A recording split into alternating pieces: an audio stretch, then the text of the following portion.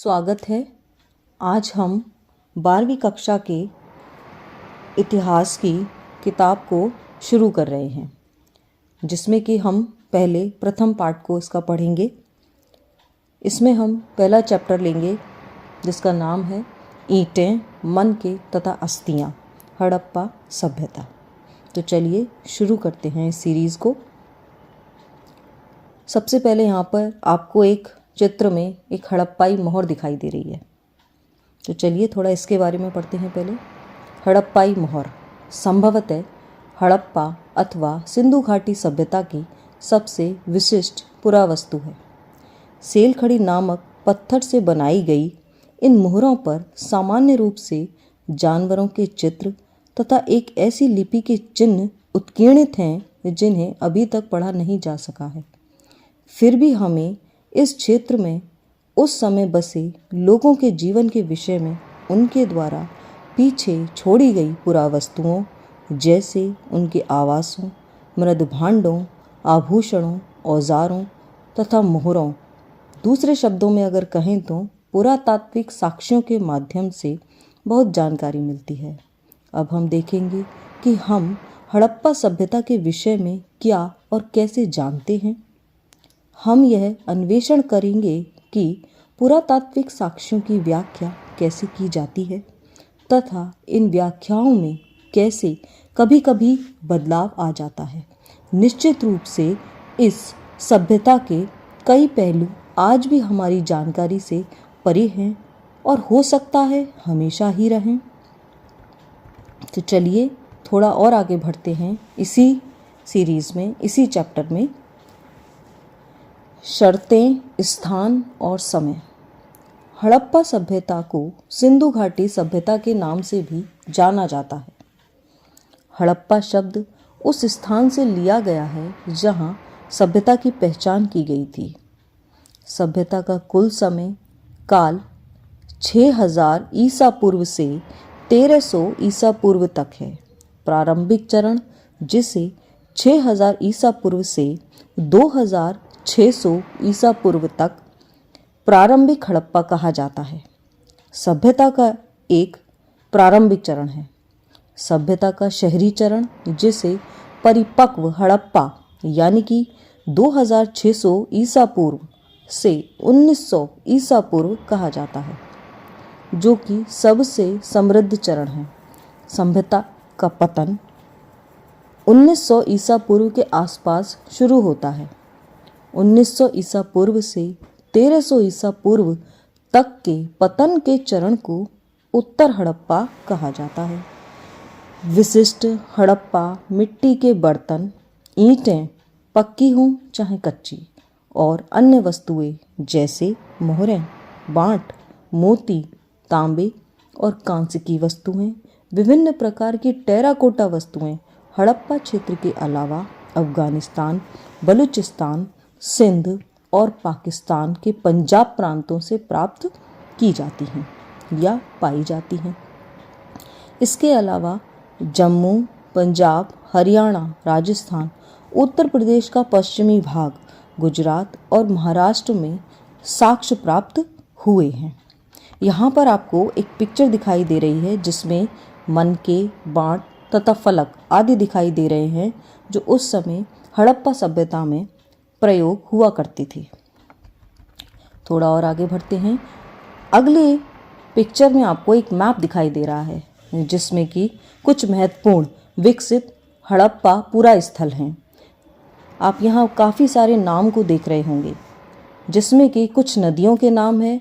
उसके अलावा जितने भी नाम हैं वो सब हड़प्पा सभ्यता में पाए गए शहरों के नाम थे। आगे बढ़ते हैं। अब इस सभ्यता को यहाँ से हम और अधिक डिटेल में पढ़ेंगे। तो सबसे पहला जो हमारा शुरू होता है टॉपिक, वो है आरंभ। इस क्षेत्र में विकसित हड़प्पा से पहले भी कई संस्कृतियाँ अस्तित्व में थीं। ये संस्कृतियाँ अपनी विशिष्ट मृदभांड शैली से संबद्ध थीं तथा इनके संदर्भ में हमें कृषि, पशुपालन तथा कुछ शिल्पकारी के साक्ष्य भी मिलते हैं। बस्तियां आमतौर पर छोटी होती थीं और इनमें बड़े आकार की संरचनाएं लगभग ना के बराबर थीं। हाल के पुरातात्विक साक्ष्य 7000 ईसा पूर्व के शुरुआती कृषक समुदायों से हड़प्पा संस्कृति के उद्भव का संकेत देते हैं। शहरी चरण, जिसको हम परिपक्व हड़प्पा के नाम से भी जानते हैं, प्रारंभिक हड़प्पा चरण में क्रमिक परिवर्तन और आंतरिक विकास का परिणाम था। आगे बढ़ते हैं। दूसरा टॉपिक है इसमें निर्वाह के तरीके। आपने मानचित्रों में देखा होगा कि विकसित हड़प्पा संस्कृति कुछ ऐसे स्थानों पर पनपी जहां पहले आरंभिक हड़प्पा संस्कृतियां अस्तित्व में थीं। इन संस्कृतियों में कई तत्व, जिनमें निर्वाह के तरीके शामिल हैं, समान थे। हड़प्पा सभ्यता के निवासी कई प्रकार के पेड़ पौधों से प्राप्त उत्पाद और जानवरों, जिनमें मछली भी शामिल है, से प्राप्त भोजन करते थे। जले अनाज के दानों तथा बीजों की खोज से पुरातत्वविद आहार संबंधी आदतों के विषय में जानकारी प्राप्त करने में सफल हो पाए हैं। इनका अध्ययन पुरा वनस्पतिज्ञ करते हैं, जो प्राचीन वनस्पति के अध्ययन के विशेषज्ञ होते हैं। हड़प्पा स्थलों से मिले अनाज के दानों में गेहूं, जौ, दाल, सफ़ेद चना तथा तिल शामिल हैं। बाजरे के दाने गुजरात के स्थलों से प्राप्त हुए थे। चावल के दाने अपेक्षाकृत कम पाए गए हैं। हड़प्पा स्थलों से मिली जानवरों की हड्डियों में मवेशियों, भेड़, बकरी, भैंस तथा सूअर की हड्डियां शामिल हैं। प्राणी वैज्ञानिकों अथवा जीव पुरातत्वविदों द्वारा किए गए अध्ययनों से संकेत मिलता है कि ये सभी जानवर पालतू थे। जंगली प्रजातियों जैसे वराह यानी सूअर, हिरण तथा घड़ियाल की हड्डियां भी मिली हैं। हम यह नहीं जान पाए हैं कि हड़प्पा निवासी स्वयं इन जानवरों का शिकार करते थे अथवा अन्य आखेटक समुदायों से इनका मांस प्राप्त करते थे। मछली तथा पक्षियों की हड्डियां भी मिली हैं। अगला टॉपिक है कृषि प्रौद्योगिकी। हालांकि अनाज के दानों से कृषि के संकेत मिलते हैं, पर वास्तविक कृषि विधियों के विषय में स्पष्ट जानकारी मिलना कठिन है। क्या जुते हुए खेतों में बीजों का छिड़काव किया जाता था?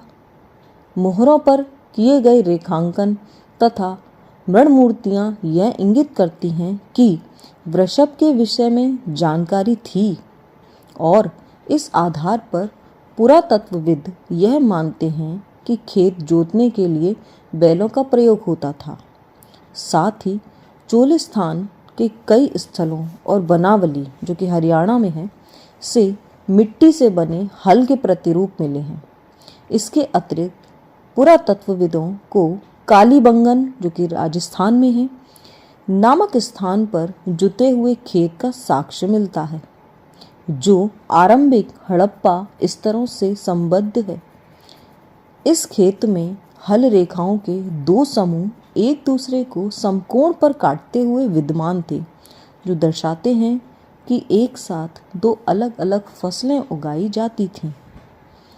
पुरातत्वविदों ने फसलों की कटाई के लिए प्रयुक्त औजारों को पहचानने का प्रयास भी किया है। क्या हड़प्पा सभ्यता के लोग लकड़ी के हत्थों में बिठाए गए पत्थर के फलकों का प्रयोग करते थे, या फिर वे धातु के औजारों का प्रयोग करते थे? तो यहाँ पर कुछ प्रश्न भी हैं जो साथ के साथ दिए गए हैं। इनकी जानकारी जैसे जैसे हम इस चैप्टर को पढ़ेंगे हमें मिलती जाएंगी। अधिकांश हड़प्पा स्थल अर्ध शुष्क क्षेत्रों में स्थित हैं, जहाँ संभवतः कृषि के लिए सिंचाई की आवश्यकता पड़ती होगी। अफगानिस्तान में शोरतुगई नामक हड़प्पा स्थल से नहरों के कुछ अवशेष मिले हैं, परंतु पंजाब और सिंध में नहीं। ऐसा संभव है कि प्राचीन नहरें बहुत पहले ही गाद से भर गई थीं। ऐसा भी हो सकता है कि कि कुओं से प्राप्त पानी का प्रयोग सिंचाई के लिए किया जाता हो। इसके अतिरिक्त धौलावीरा जो कि गुजरात में है में मिले जलाशयों का प्रयोग संभवतः कृषि के लिए जल संचयन हेतु किया जाता था।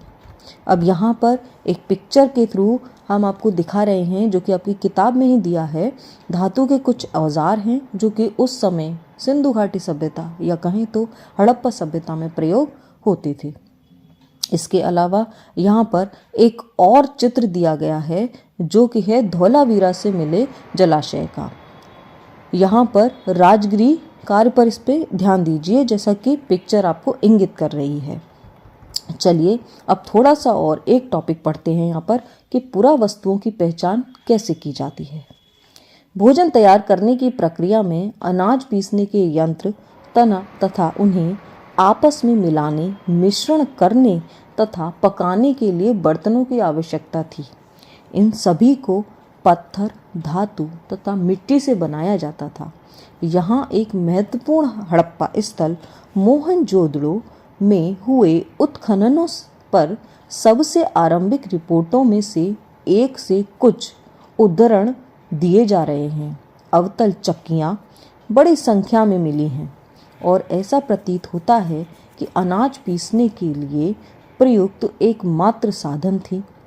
साधारणतः ये चक्कियाँ स्थूलतः यानी कठोर, कंकरीले, अग्निज अथवा बलुआ पत्थर से निर्मित थीं और आमतौर पर इनसे अत्यधिक प्रयोग के संकेत मिलते हैं।